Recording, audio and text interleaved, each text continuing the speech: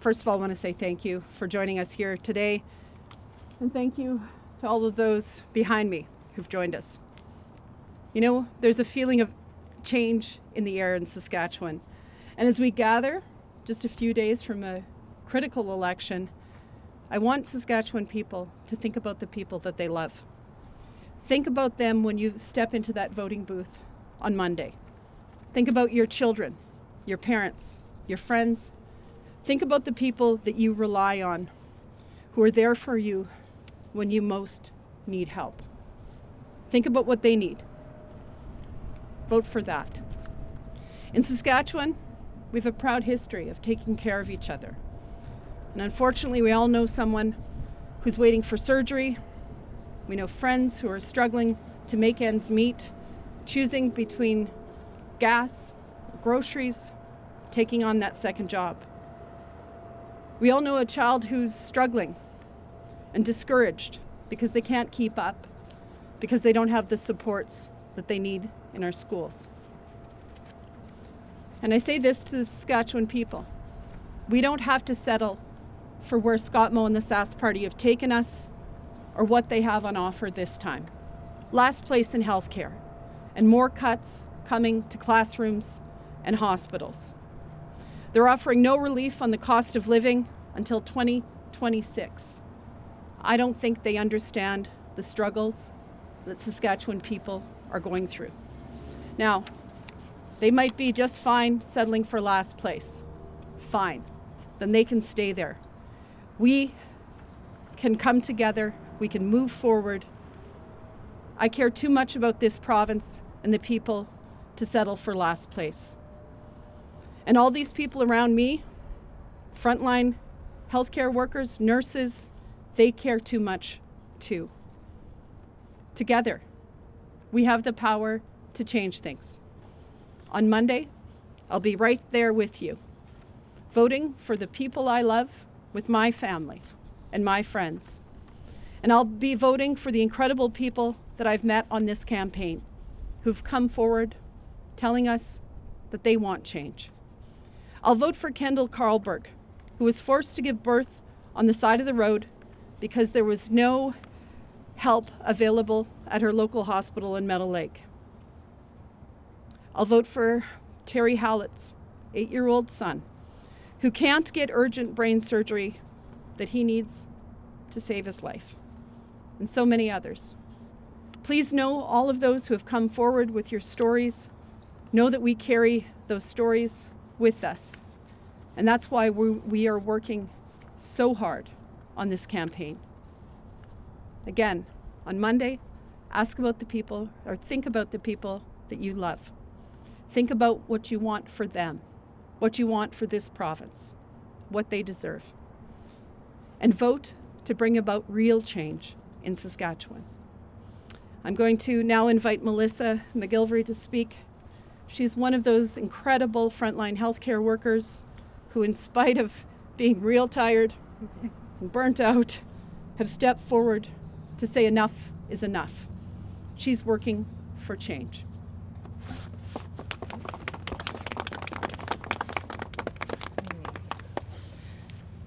Good morning, everyone. My name is Melissa McGilvery. I'm a healthcare worker, a registered nurse, and a proud union member. I am here today because healthcare workers need help. We need the support of our elected representatives so we can provide the people of Saskatchewan with the care they deserve.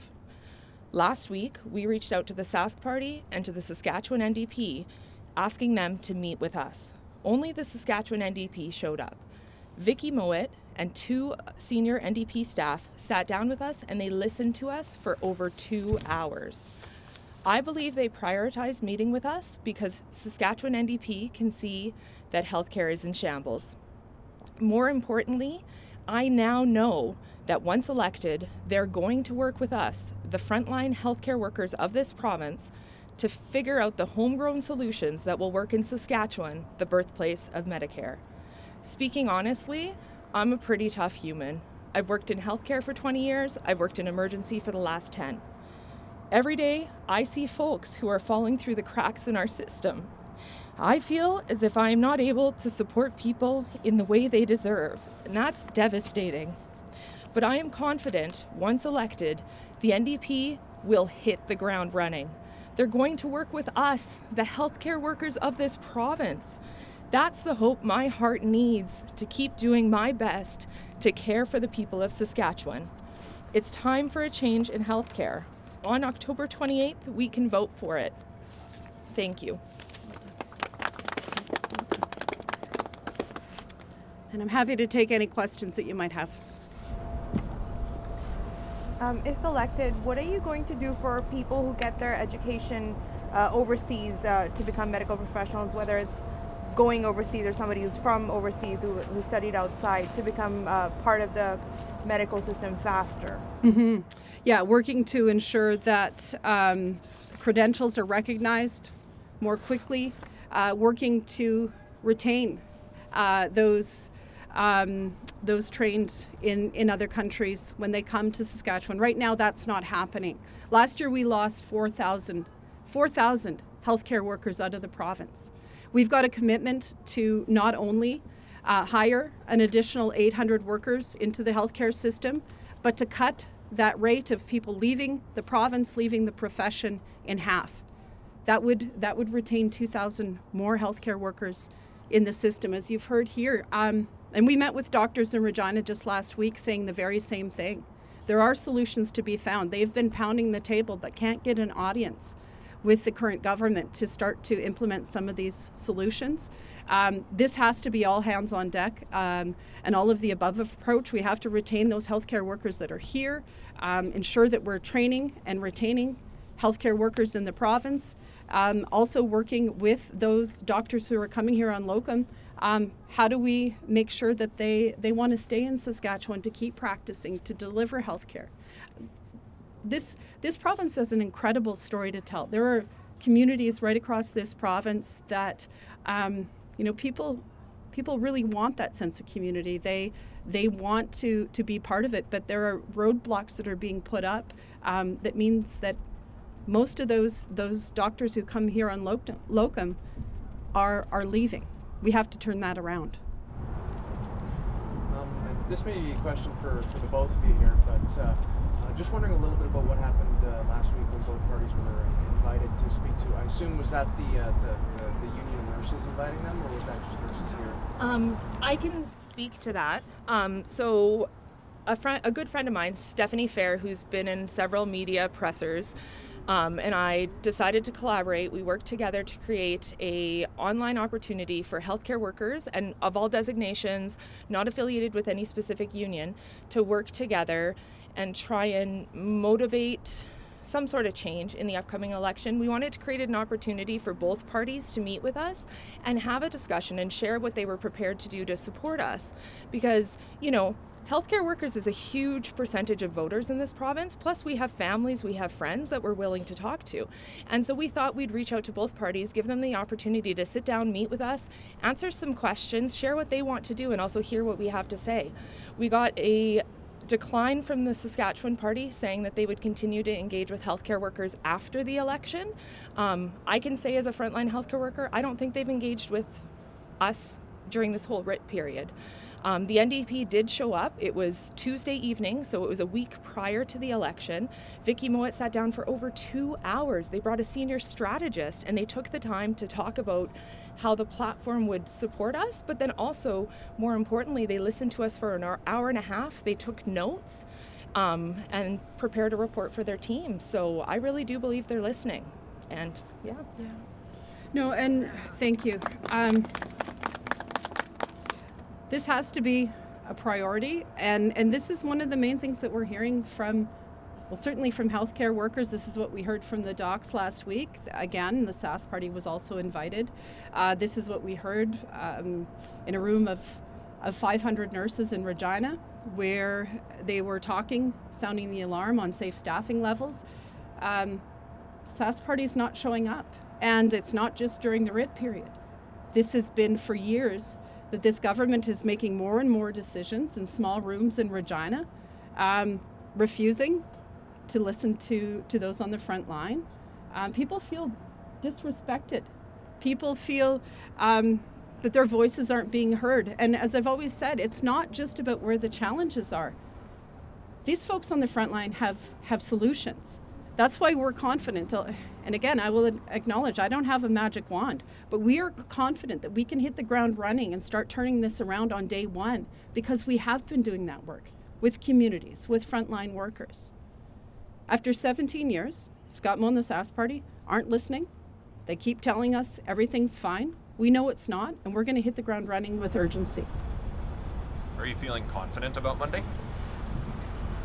You know, I am.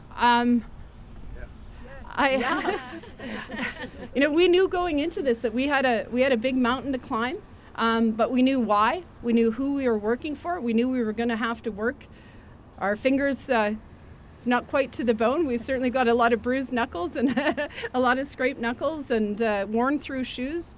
I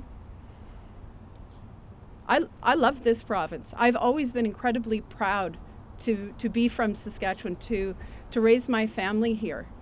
Saskatchewan people can see with their own eyes where the Sask Party has failed us, has taken us to last place, whether that's in our kids' classrooms, when they're trying to get care, when they're trying to pay their bills, when they're looking at shops in downtown closing up right across this province. We're incredibly proud of our platform that we've put forward, and again, it's built with Saskatchewan people, a plan to hit the ground running right away to deliver relief to Saskatchewan people, not a year or a year and a half from now. I'm not taking anything for granted. I'm not built that way. I know we're going to have to knock every door and pull every vote, but I am feeling optimistic. And Saskatchewan people are telling us not only they want change, they're tired of government, you know, trying to control with messages of fear, lies, division. They want hope. And there's good reason for hope. There's incredible opportunity in every corner of this province. Solutions can be found. But they're not going to be found with a government who, after 17 years, has simply stopped listening, stopped working with the people of this province. People have a choice this election. Change is coming, and we can't wait. I'm just going to follow up on my colleague's question. Yes. In order to win, NDP is going to have to shake up some seats in rural areas. NDP has to get some seats in not so urban, not so Regina, not so Saskatoon, more rural areas. And do you think that's possible? Yes, I do. I think it's possible. I think it's coming. And, you know, our message is not just for urban Saskatchewan. It's not just for, you know, a select few voters. These priorities, delivering relief on the cost of living, fixing our healthcare system, investing in our kids and their education, dealing with crime, mental health and addictions, which are rising right across this province. These are issues no matter which community you're in this province. In fact, when we look at healthcare, rural Saskatchewan is facing some of the highest numbers of closures. Women giving birth on the side of the road, people going without care, lab services closed, ERs closed, and you know, people being forced to get in their car and drive down sometimes over 2 hours with symptoms of a heart attack. These are the conditions in rural Saskatchewan. Rural Saskatchewan deserves better. This is a government that's taken their vote for granted. We're not going to do that. This is a plan to ensure that we have opportunity and services in every corner of this province. We've worked hard to build that trust. We've worked hard to build this platform. And Saskatchewan people are responding to it. They know they deserve better than this. Are there any specific ridings that you're hoping to flip in that area? Well, as I've said, I'm not taking things for granted, but I'm not ruling anything out right now. Our candidates on the front line, the responses that they're hearing are very encouraging. I know they're fired up. They're working really hard and encouraged by what they're hearing. Again, you know, people who maybe in some areas of the province have felt like for a long time their vote didn't matter, that there was no chance. they're getting to the polls. People who've been voting for the Sask party, not just MLAs, not just senior advisors within the Sask party, but folks who've been out there voting for the Sask party for many years, saying, you know, I like your message. I'm not voting for more of the same. I want change. I want the positive change that the Saskatchewan NDP is putting forward. You know, my whole family lives out in rural Saskatchewan. You know, I've seen the impact on the healthcare that they get, how far they have to drive. This is a message for all people in this province. Change is possible. We can deliver that change. Get to the polls, vote, bring along some friends, make sure your family all know to get out and vote, because we can vote for that positive change, and it's coming very quickly. Just one last one on voting. The advanced polls so far, like there's got to be over 200,000 people who voted, which would be a new Saskatchewan record. Mm-hmm. Does that help fuel the optimism and the confidence going into Monday, seeing how many people are voting this early already? You know, this is encouraging both for us, I think, as the Saskatchewan NDP, but encouraging for democracy. People should feel like their vote matters, first of all, and that they've got something positive to vote for. I'm hearing from people, they're tired of division. They're tired of rhetoric. They're tired of, you know, the Sask party pointing to 20 years ago or trying to divide. People want to know there's a plan. They want to know what they're voting for.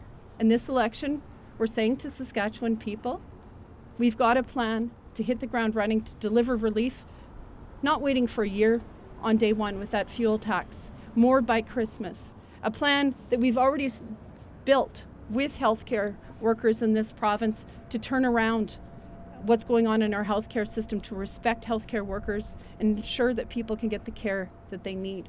A plan to invest in our kids' classrooms because they can't wait. They can't wait for that investment to undo the damage that's been done by the Sask party. You know, a plan not to spend money years in the future on a new police force and a bunch of $600 hats, but actually to work with those on the front line to reduce the levels of crime in this province and to work at those root causes, mental health and addictions crisis, people sleeping rough on our streets right now. This is about the people of Saskatchewan. And as I've said, I'm incredibly proud of the work that we've done. I'm incredibly proud of this province.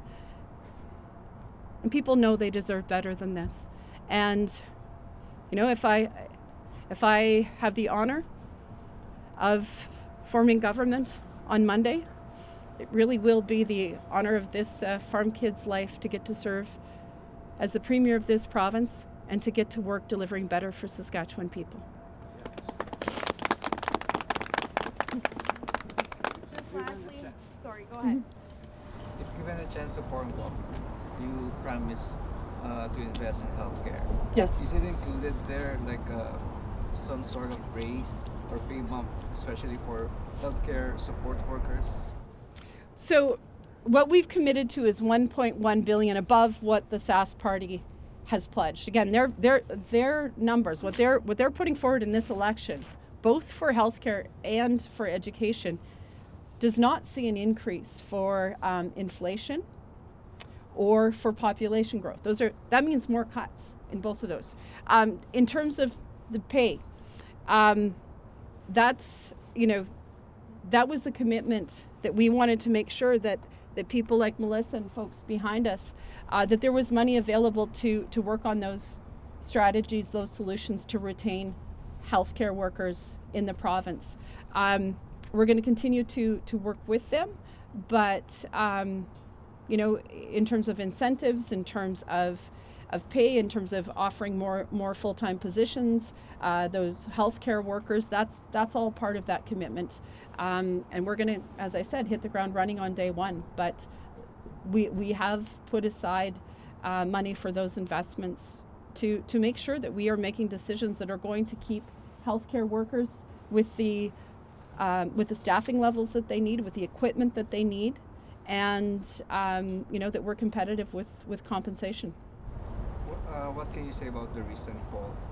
You guys, like NDP is ahead. I think that it was yesterday. Yeah, there was another poll that came out. Polls. You learn as a politician not to stake everything on a poll. It's great to see a poll showing us with momentum, showing us pulling ahead. The polls,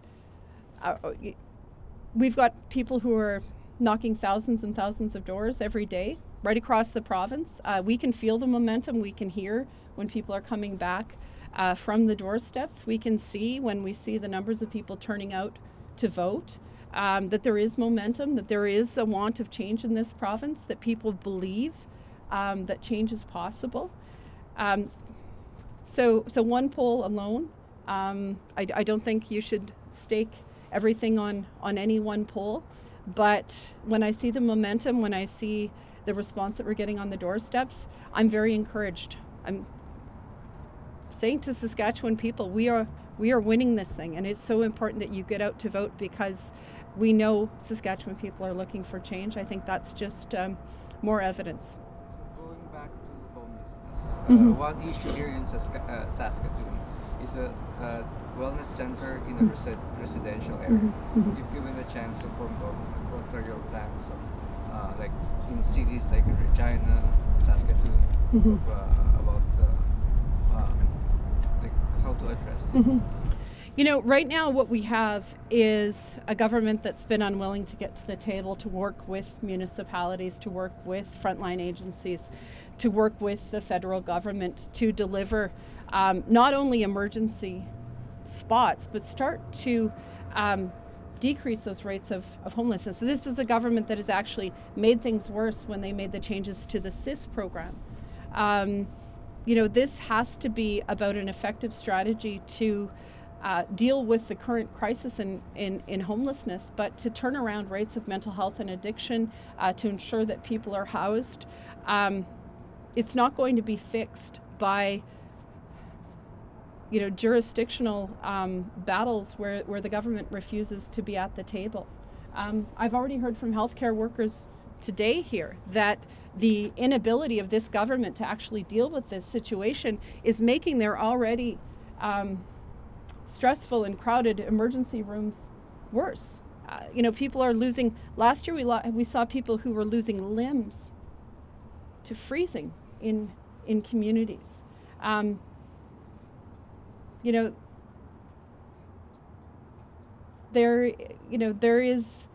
There are solutions to be found again, and we've heard this right across the province. But what we have right now is a government unwilling to actually put the needs of Saskatchewan people first and dig in and find solutions. I think we can all agree on this. It's pretty cold this morning. It's going to get a lot colder in this province. We cannot accept people freezing to death in our streets.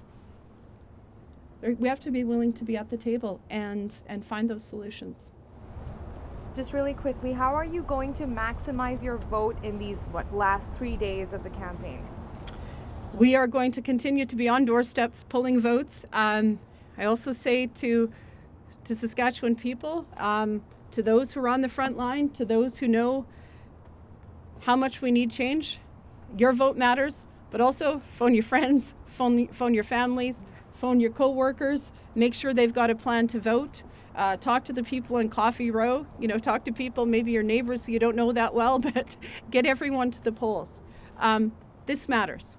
And, as we've said, I'm excited about the number of people who are coming out to the polls already, but we're not going to stop. Not until that last poll closes on election night. We're going to continue to push as we have all along. We believe in our plan, we believe in this province, and we believe Saskatchewan people deserve better. We believe they're going to get better come election night. We have time for one more, unless we're good. Okay. Thank you, Carla. Thank you. Thank you, folks.